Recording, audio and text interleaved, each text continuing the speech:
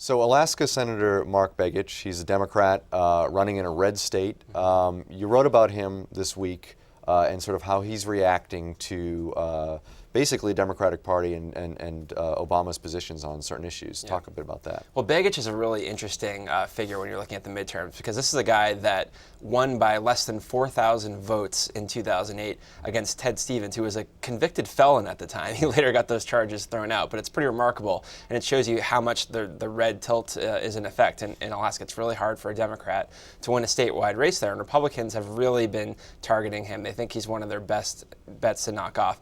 Begich so far is running a really smart campaign. He's got some good ads out there. He's got good people around him.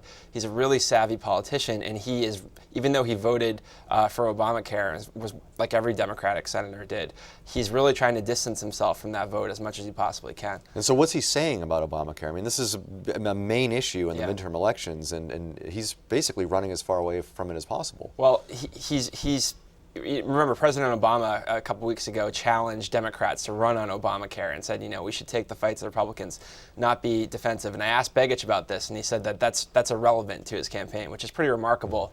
You're talking about the President of the United States and the guy's own party here. They're both fellow Democrats.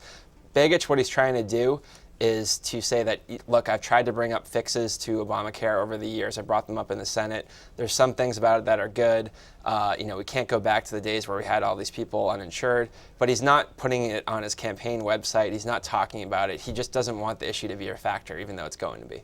Let's just real quickly talk about the Republican side in this race. Mm-hmm. Is Sarah Palin a real possibility of becoming a candidate? Well, we have three Republican candidates and two establishment kind of guys, and then Joe Miller, the Tea Party candidate who won the 2010 primary before losing to Lisa Murkowski in a write-in bid in Alaska. And Palin, remember, endorsed Joe Miller, and that was a huge deal. It got him over the hump, really. I mean, that's what made him win that primary, I think, largely. So I think she still has some clout. It's faded a lot even since then, even in Alaska.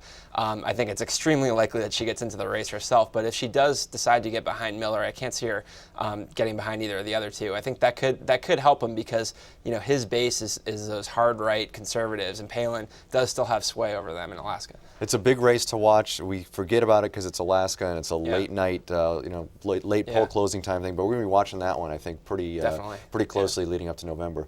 Scott Conroy from Real Clear Politics. I'm Steve Chaggaris from CBSNews.com. Thanks for watching.